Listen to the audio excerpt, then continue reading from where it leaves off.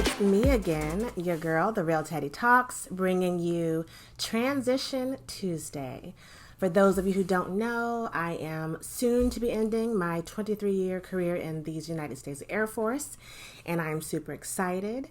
And I feel like I'm coming to the end of one journey and the start of a way different, probably better in a different way, amazing transitional journey ahead of me.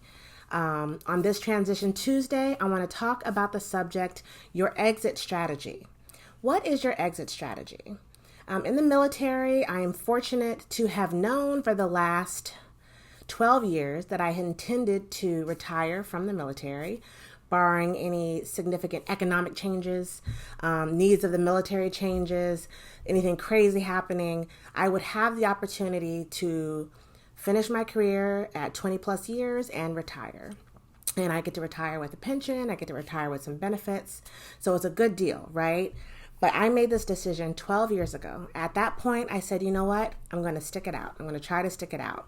And I made my transition from enlisted side to the commissioned officer side. So that made the decision a little more lucrative, and it made it easier for me to balance the needs of the military versus my personal needs, and how the military can kind of encroach on your life a bit. I mean, every job is needy of the people that are doing it, but the military is especially challenging at times. But the benefits at the end, I think, are better than you can get many other places. So during that 8-year point decision, I said, what is my exit strategy? And I've been, in my mind, I've been planning it. So I challenge you and I ask you, while you're building your exit strategy, are you building bridges or burning bridges? Are you building relationships or burning relationships? Are you realizing that every person you meet, every email communication you make, every encounter you have could have a lasting effect on the next thing you do? Someone's idea of you, someone's impression of you. Could it be an opportunity to exit your current situation sooner? And you need to be moving forward with that in mind. I think a lot of us don't want to plan for the end, right? Because you feel like it's giving you some kind of bad vibes or bad juju or something. But I beg to differ. Everything ends. Change is constant. Change is the one thing that is going to happen. We all need to be changing. So you need to be thinking about your next job. I would venture to ask, how many of you plan on staying in your current job 5 years, 10 years, 12 years? Can any of you even think about staying at your current job 12 years into the future? I'd say most of you can't. But at the same time, you're not thinking about how you are going to move forward in that decision. How are you going to leave that job into something that's better for you, better for your situation, better for your family, better financially? And I'm not saying just to go work for someone else. I mean, are you going to start your own business? Have you thought about how you're going to make that happen? And I love the idea of building relationships and not burning bridges, because the military is great for this. Like, the people you meet in the military in general, you could potentially be friends with, acquaintances with, associates with forever. I have people on my Facebook that I literally haven't seen in 20 years, but we still like each other's photos. We still chit chat. We still make comments. And it's just amazing to me. It's like, this was like a lifetime ago at this point, right? One guy in particular, I literally worked with him 20 years ago. He's in a position now where he goes to Saudi every now and then, Saudi Arabia. And that's on my list of potential things that I would do, is work in Saudi. So I always keep him as a connection, because if I decide to do that, he's someone that I can hit up, I can ping and say, so what are you doing there? Who's out there? Who's working with you? What is it looking like out there? Those are the kind of questions you have to be able to ask someone, and it's preferable to ask someone you know. So while you are thinking about your current situation, you need to be thinking about the next step. You need to be thinking about how you're going to make the next thing come to fruition. Many of you were taken completely aback by this COVID situation. I know there were hundreds of thousands, if not millions, of jobs lost. Office buildings closing. I'm right downtown Houston now, and I just look around at some of these office buildings that I know probably used to be busy and a lot of business coming in and out during the day, and it's just stopped. It's come to a complete halt. There's a lot of telework.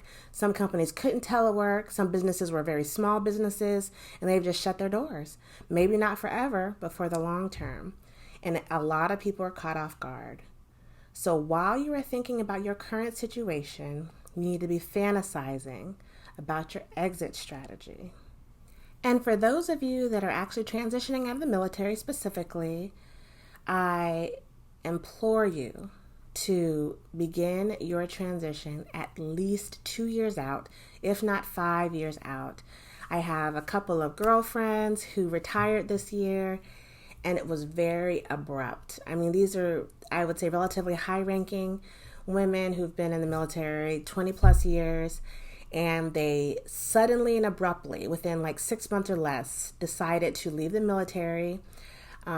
Out of the three, two of them had never attended a TAP, the Transition Assistance Program, and they felt ready, but they weren't. They're out now, and I think they're struggling. Not all three of them, but everyone's struggling in their own way. They weren't prepared for their VA disability claim, which, I mean, some people, crap on the VA disability process. Some people don't need it, and I think that number is few and far between. But you have to be educated on it. It's one of those like internal secrets almost. I mean, everything's public record. It's out there, but you have to pursue it. You have to read up on it. You have to know what the process is so you can do it right. That's it. But long story short, my girlfriends, smart women, super smart women, who were doing great and big things in the military, decided to retire for one reason or another. And they did plan it out. And I don't think they regret retiring. I think they do have second thoughts about how it was. And you can't take it back. And then once you're out, there are services or organizations that are out there to help you, but it's better to get it right the first time. It's better to do it right the first time. Take time for yourself. A lot of people's organizations don't support, they pretend to support you leaving, right? But they're not giving you the time you need to get yourself together.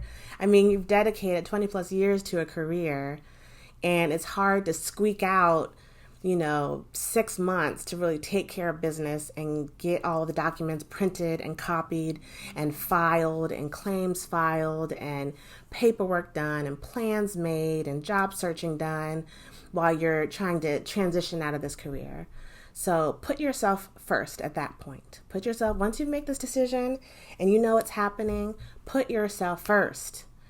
You will say you have to sacrifice some things. I'm not saying to sacrifice the mission, but you need to sacrifice some other things that are not as important as you taking care of yourself. Plan ahead, plan diligently, make it a priority to plan weekly, monthly, yearly. Check off your boxes, use your resources. I've actually started a blog. I'm going to tidy it up before I announce it. I started it like months ago. I don't even know, probably a year ago at this point, trying to detail my own transition. So I'm going to tidy it up, and I'll mention it maybe next week or the week after, to just try to help encourage people to keep it moving and to do the things you need to do. So that's all I got for this Transition Tuesday. I hope you're enjoying your week, and I'll be back again tomorrow. This is the Real Teddy Talks, signing off.